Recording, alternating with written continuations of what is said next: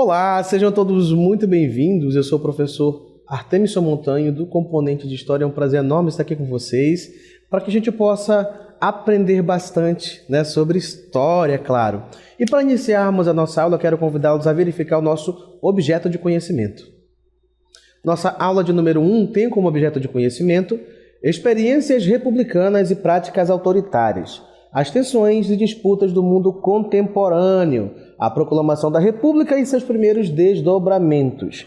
No nosso detalhamento, nós vamos verificar o seguinte: os movimentos republicanos, tensões e disputas e a proclamação da República. Então, queridos, para aprender sobre esse conteúdo, para ficar por dentro de muita coisa que aconteceu, eu os convido a ficarem de olho na aula e me acompanharem durante essa jornada. Então, vamos lá.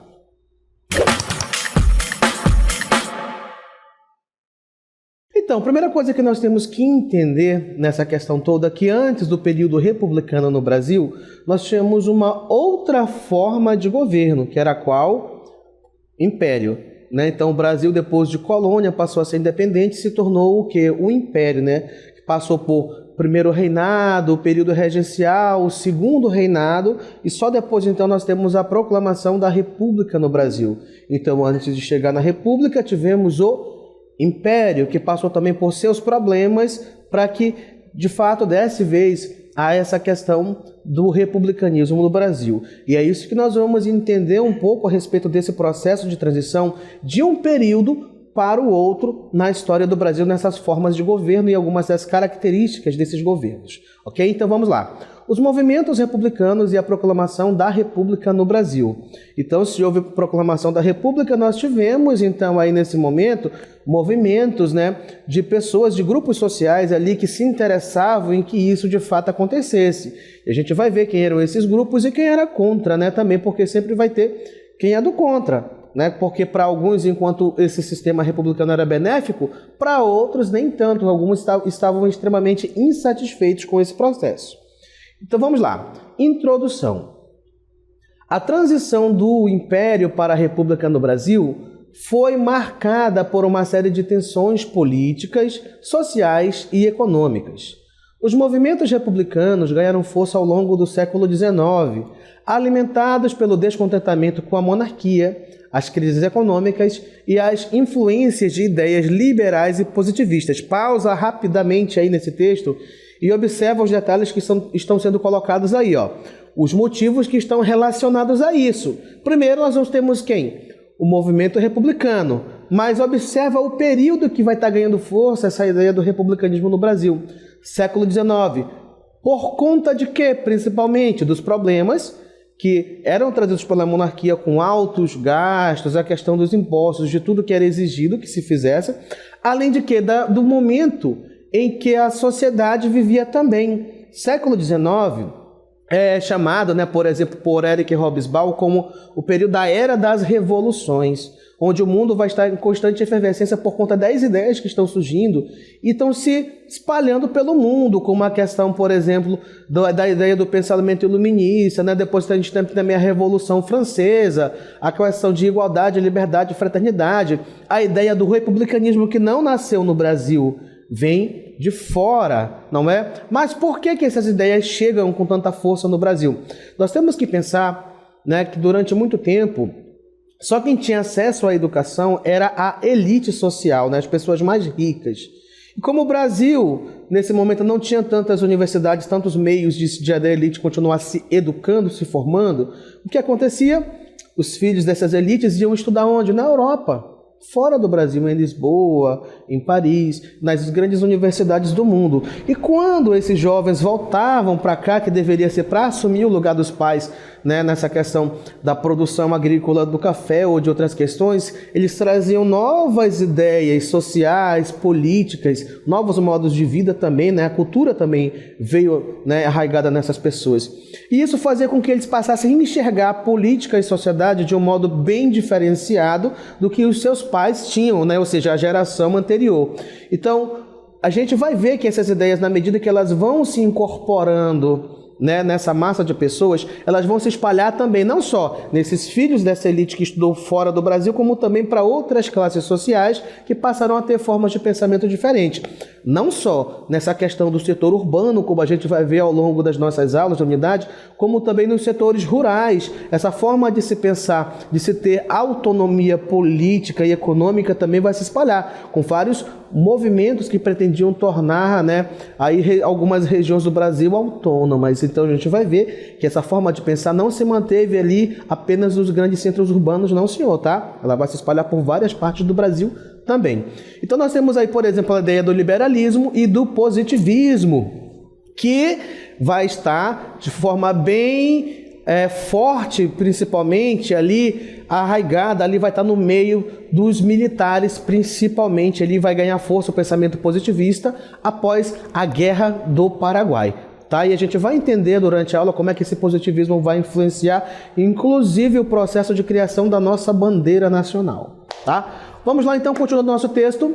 A proclamação da República em 15 de novembro de 1889 foi o ápice desse processo, liderada por militares e apoiada por setores da elite agrária insatisfeitos com o governo imperial.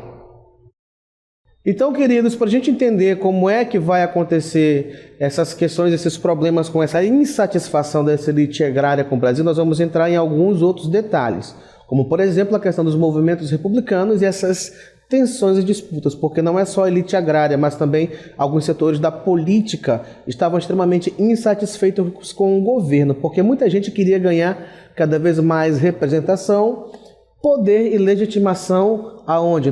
No campo da política nacional.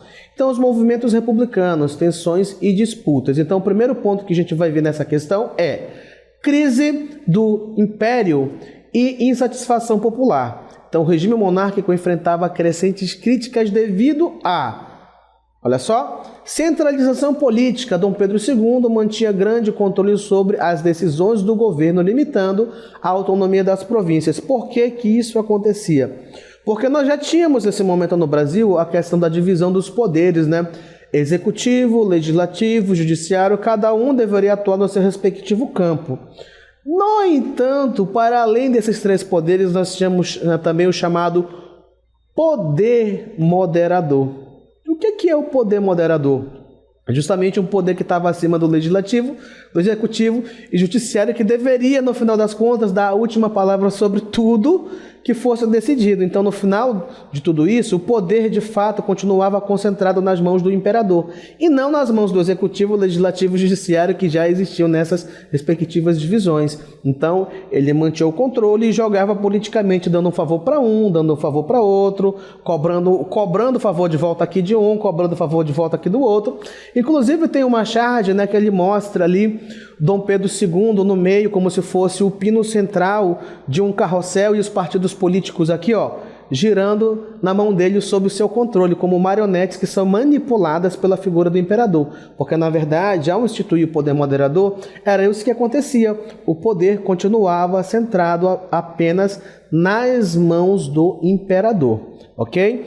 Então, já que era ele quem definia, as províncias não tinham autonomia. É por isso que surge também a questão da ideia nesse momento do federalismo para ser implantado no Brasil. O que é essa ideia do federalismo? Ou seja, as unidades federativas do Brasil, que hoje são chamadas de estados, deveriam ter autonomia política para escolher os seus próprios representantes. No caso, hoje é o que acontece, através das eleições diretas, onde você escolhe seu vereador, o prefeito, né, da sua cidade, até mesmo o governador do seu estado, além, claro, de eleger deputados, senadores e também a própria figura do presidente, atualmente no nosso sistema eleitoral, né? Mas naquele momento não existia o voto como nós conhecemos hoje, né? Onde as pessoas vão para as urnas e escolhem livremente. Nós tínhamos esse processo de intervenção, vamos colocar nesse termo, da figura do poder central. Ok? Outra questão que nós vamos ter também, além dessa centralização política que ele mantinha nas mãos dele, era a questão do quê? Dos militares. Os militares, influenciados pelo positivismo, sentiam-se desvalorizados e exigiam maior participação política. Por que que isso acontece?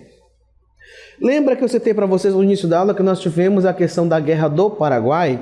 né? Então, nessa Guerra do Paraguai, os soldados brasileiros terão contato também com soldados de outras nações que vão estar ali também participando dessa guerra, e as ideias, o que essas pessoas pensam, também vão chegar, né, nas mentes dos soldados brasileiros. E as ideias que foram pensadas ali por Auguste Comte, a questão do positivismo, então vai ganhar um grande território fértil ali na mente dos militares naquele momento, que pensavam, por que eu tenho que ser só um soldado, morrer pela nação, mas eu não posso participar da vida política, né?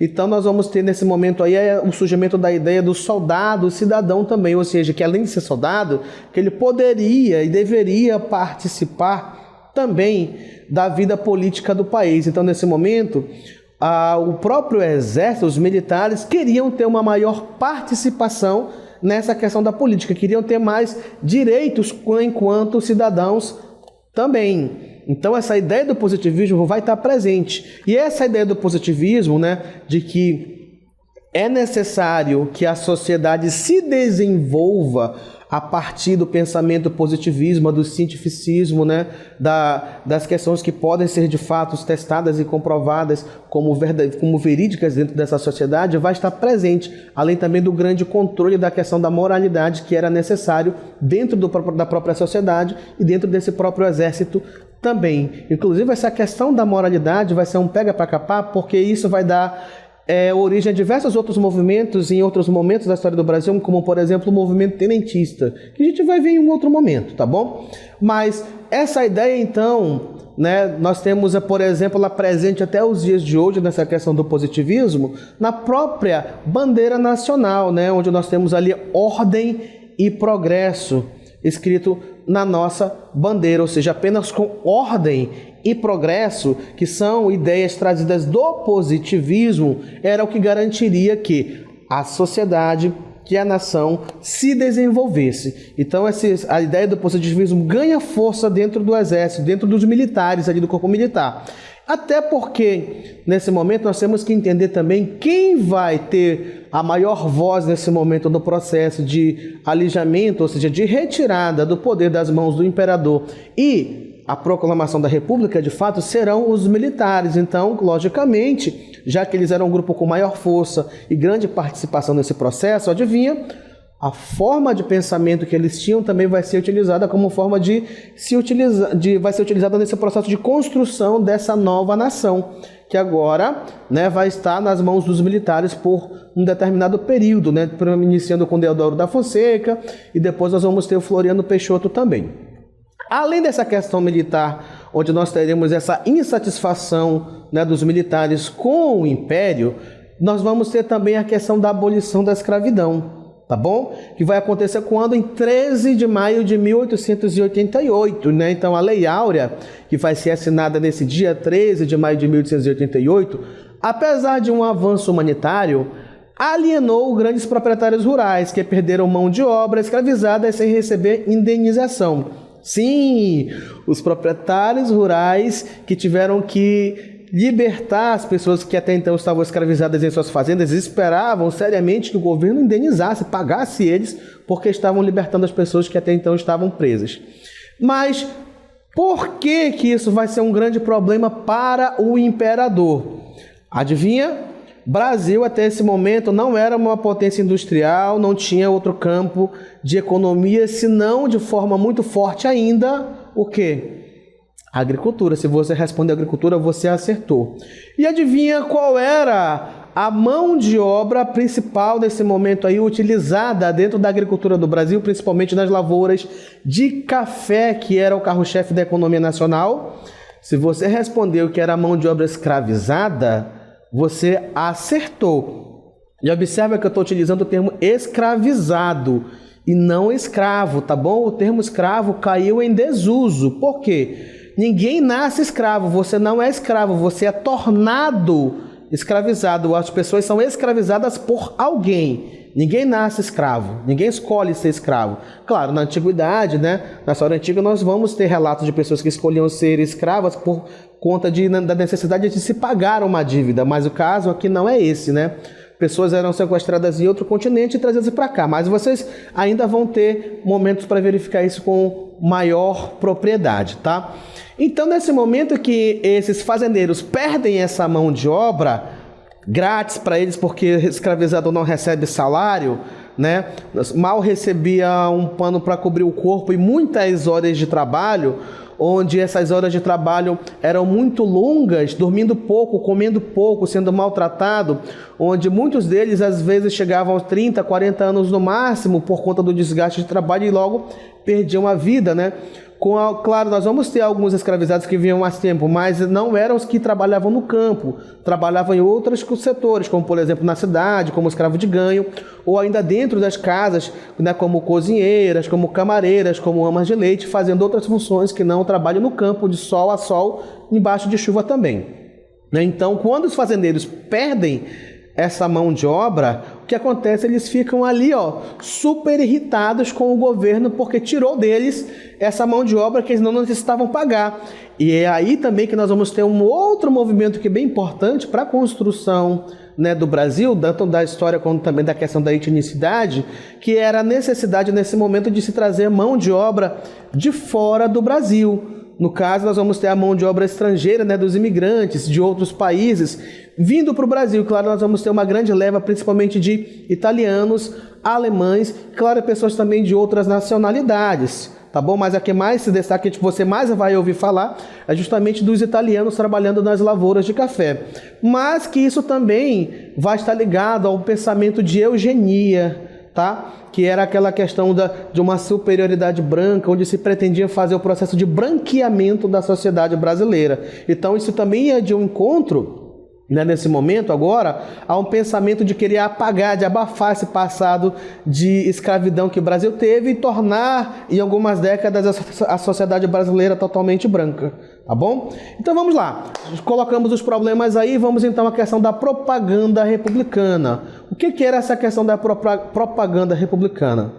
Grupos republicanos atuavam em diferentes regiões, divulgando ideais de federação, modernização e fim da monarquia, né? Então destacaram-se, vamos lá ver então o que se destacou nesse momento nessa propaganda. Primeiro, Partido Republicano Paulista, o PRP, representava os interessados dos cafeicultores, interesses dos cafeicultores de São Paulo, que desejavam maior autonomia provincial. Movimentos militares, oficiais como Deodoro da Fonseca e Benjamin Constant, pregavam a necessidade de um governo republicano e secular, ou seja, a separação do Estado e da Igreja, totalmente separados, para que o Estado tivesse, de fato, autonomia suficiente para atuar sem intervenção religiosa. É disso que nós estamos falando. Mas lembre-se que os interesses da elite sempre estarão sendo representados por alguém, como, por exemplo, na questão do PRP, do Partido Republicano Paulista. Mas observa que nós estamos falando ali também, no início dessa parte do texto, da questão do federalismo ali presente. O federalismo que traz aquela questão de garantir a autonomia das federações, ou seja, dos estados federados, mas que ainda deveria se permanecer um poder central. No caso, a figura do presidente atualmente nós temos, né? Então essa ideia de ter um representante ali, um governante supremo, né, que de fato rege toda a nação, e os pormenores ali com deputados, senadores, governadores, prefeitos, vereadores, é uma ideia que é implementada a partir desse momento na sociedade brasileira. Mas todos esses interesses em jogo dos cafeicultores, dos setores políticos e também dos militares vai gerar o quê? Tensões e conflitos, como a gente vai ver na sequência. A relação entre o Império e seus opositores deteriorou-se devido a, primeiro, crise econômica, dívidas externas e inflação aumentavam o descontentamento. Por que nós vamos ter essas tensões e essas dívidas externas? Principalmente porque o Brasil se metia em algumas questões, como por exemplo guerras, como a Guerra do Paraguai, que lhe custou grandes fortunas, fazendo com que o Brasil tivesse que fazer empréstimos, tá, de outras nações, como por exemplo a Inglaterra, e adquirir essa grande dívida pagando ali, né, muito caro por isso nas questões dos juros, como seria pago isso aí. Crise econômica, dívidas externas, inflação. Opa, foi o que a gente acabou de comentar, vamos passar. Desgaste da figura de Dom Pedro II. O imperador era visto como distante das demandas populares. Por quê? Porque além de estar como imperador do Brasil, ele também estava indo de vez em quando lá para Portugal, né, para também se meter nas questões de sucessão do trono português. Então, isso acabou gerando um grande problema para ele, tá bom? Por conta disso. Porque ele estava lá ou estava aqui, não dava para saber direito. Então, quem estava mais interessado em continuar o governo aqui ou se tornar monarca de Portugal. A pressão por mudanças. A elite agrária e os militares uniram-se em torno do ideal republicano, vendo na República uma solução para seus interesses. Então, nesse momento, essa elite agrária que estava cansada desse governo, que deixou de lhe favorecer, porque então, imagina, se nesse momento a grande mão de obra que era escravizada foi libertada, e agora esses setores, essa elite agrária perdeu essa mão de obra, vai passar a ter gasto pagando trabalhadores, então ela fica tão irritada com o imperador que eles vão parar de garantir a base de sustentação política. Para quem? Para o imperador. Então, se ele pede a sua base de sustentação política, então ele vai tender a ter cada vez mais um enfraquecimento. Então, o governo não se sustenta porque a elite agrária, que nesse momento era a mais rica do país, parou de lhe apoiar. Ok? Então nós vamos ter no meio de tudo isso, dessas tensões e conflitos desses setores que estavam todos revoltados. Contra quem? Contra a figura de Dom Pedro II, nós vamos ter de fato então a chamada Proclamação da República. Então, gente, todos esses problemas ali combinados, né, vão culminar em quê? No processo de fato de proclamação da República, que essa cena representa um pouco o que teria acontecido quando os militares de fato saíram às ruas e tomaram o poder das mãos do imperador, né, destronando a figura de Dom Pedro II e colocando o poder nas mãos dos militares. E quando aconteceu isso? Em 1889, então nós vamos ter a chamada Proclamação da República acontecendo, onde nós vamos ter uma grande cisão, uma grande divisão na história do Brasil. Acabou o Império, inicia agora a República. Então nós vamos ter nesse momento o primeiro golpe militar da história do Brasil. Sim, porque foram os militares ali, claro, apoiados por outros setores da sociedade, que vão tomar o poder e de fato vão colocar um primeiro governo a título de governo provisório nas mãos de quem? De um militar. Então vamos lá? O golpe militar. Em 15 de novembro de 1889, essa é a data da proclamação da República, tá? Tome nota aí, ó. 15 de novembro de 1889, um grupo de militares liderados pelo Marechal Deodoro da Fonseca depôs o gabinete do Visconde de Ouro Preto e declarou o fim do Império. Dom Pedro II foi exilado e instituiu-se um governo provisório republicano. Ou seja, República agora nasceu no Brasil, mas lembre que é um momento de transição. Então a política é instável, a economia está instável, a sociedade está instável, tudo está instável. Então nesse primeiro momento nós vamos ter um governo de transição. Por isso que é chamado de governo provisório. Porque é o momento agora que as instituições vão se reorganizar, deixando de ser um império para passar agora a ser uma república, tá bom? Então agora nós vamos ter aí o surgimento da República Federativa do Brasil, né? Dos Estados Unidos do Brasil. Seu nome completo é República Federativa dos Estados Unidos do Brasil. Se você não sabia, está sabendo agora.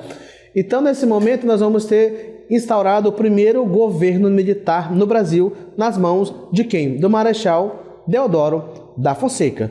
Então, 15 de novembro, é isso que vai acontecer. Nós vamos ter, então, a instauração da República e as primeiras medidas do novo regime incluíram, vamos ver então, a abolição das instituições monárquicas, como o Senado vitalício, e o poder moderador. O que era o Senado vitalício? O Senado vitalício era aquilo que o imperador aqui, ó, como poder moderador, né, que era ele que estava acima de executivo, legislativo, judiciário, que definia tudo e estava o poder nas suas mãos, no final das contas, para dar a última palavra. Ele apontava esse outro aqui e dizia: você vai ser senador. E aí, uma vez que esse aqui era escolhido como senador por esse daqui que era o imperador, aquele cargo era até o resto da vida, até ele morrer, ele não saía daquele cargo. Então isso é um cargo vitalício. Você começa hoje e vai até o final da sua vida. Você não perdia, era vitalício, porque era até o fim da sua vida. Ainda bem que não era hereditário, né? Senão passava de pai para filho. E além disso, nós vamos ter também, então, o fim desse poder moderador, já que não existe mais o império, não existe mais a figura do imperador, então aquele poder que ele tinha nas mãos como poder moderador que controlava tudo, também vai deixar de existir. Outra medida que nós vamos ver, que vai ser instaurada a partir desse momento, é a adoção do federalismo, maior autonomia para os estados. Lembra que eu citei para vocês que hoje, por exemplo, nós escolhemos quem serão os nossos vereadores, prefeitos e até mesmo o governador do estado? Nessa época não, lembra que esse aqui, que era imperador, que apontava os cargos políticos, inclusive os governadores de estados, ou naquela época governadores de províncias, como eram chamados, né? Essa questão de ser estado é um pouco mais atual.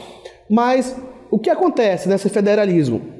Quer dizer que agora os estados e as províncias são autônomas? Sim, de certa forma, né? Com mais autonomia política. No entanto, como nós estamos no sistema federal, do federalismo, ainda existe um poder central que conecta tudo, que, claro, vai estar ali acima dos governadores locais de cada província, mas que, ao mesmo tempo, não é ele que toma todas as decisões relativas a esses estados, como, por exemplo, a questão de economia, né, na escolha dos candidatos ele não aponta mais, ou seja, existe sim agora um processo de maior autonomia em relação a isso, tá? Outra coisa que vai acontecer é a separação entre igreja e Estado, porque por mais que nós tivéssemos executivo, legislativo e judiciário, a igreja ainda tinha uma grande força de decisão dentro da sociedade e dentro dos atos políticos que aconteciam, até porque nós temos que lembrar que até esse momento nós tínhamos o quê? Né, a questão do império, que era ligado principalmente a quem eram os portugueses, e os portugueses eram extremamente religiosos, a igreja católica ainda é muito forte ainda, né? Dentro de alguns países europeus, e nesse momento no Brasil era muito ligada à questão do poder político, né? Como também hoje não é uma grande instituição. Então agora a igreja deveria ficar fora das decisões políticas e econômicas que a nação passaria a tomar agora com áreas de república e não mais de império. E reações e consolidação. O que vai acontecer após isso então, após essas medidas, após a república ser decretada ali agora como real, como existente no Brasil? Vamos verificar? Reações e consolidação. A proclamação não foi acompanhada de grande participação popular, sendo um movimento essencialmente elitista. Observa que, se não foi popular, quer dizer que as classes mais baixas, né, os trabalhadores comuns, nem sequer podiam imaginar de fato o que estava acontecendo, porque não foi o movimento que envolveu eles. Então, de repente, a pessoa dormiu tendo o imperador como governante e acordou agora como republicano. Como assim? Porque eles não faziam parte dessa elite pensante nesse momento, nem que controlava o poder. Então, de certa forma, as classes de trabalhadores ficaram um pouco ali marginalizadas. Quando nós falamos aqui, eu ou algum outro professor de história utilizar o termo marginalizado, nós não estamos falando de criminalidade, mas nós estamos falando, tá, de indivíduos que ficaram à parte, de fora de algum processo. Nesse caso, as pessoas comuns, os trabalhadores comuns foram os marginalizados, porque ficaram de fora desse processo de instauração da República no Brasil. E era a elite que fez, né, esse movimento de se derrubar o governo imperial para se estabelecer agora uma república. Então foi feito pela elite. E será que também, de certa forma, não foi feito para a elite? Né? Uma coisa para você pensar aí. Então vamos lá, continuando o nosso texto. Então, apesar disso, a república foi consolidada com a promulgação da Constituição de 1891, estabelecendo um sistema presidencialista, ou seja, agora nós podíamos votar para presidente. Será que podíamos mesmo? Será que agora, apesar de ser um movimento elitista, agora todo mundo estava envolvido nesse processo? Mas para frente a gente vai ver que não era bem assim que a banda tocava. E para a gente concluir, vamos lá? A proclamação da República foi resultado de um longo processo de insatisfação com o Império, impulsionada por militares, cafeicultores e ideais modernizadores. Embora tenha representado uma mudança na estrutura política do Brasil, a República nascente manteve muitas desigualdades sociais, marcando o início de um novo período na história do país. Observa que nas últimas frases do nosso texto diz assim, olha só, a República nascente manteve muitas desigualdades sociais, marcando o início de um novo período na história do país. Então, um movimento elitista, que foi a questão da proclamação da República, feito por uma elite, será que é apenas para a elite? Então, comece a pensar nessas questões, porque ao longo das nossas aulas, a gente vai ver um pouco mais sobre essas questões, queridos, e essa foi a nossa aula de hoje.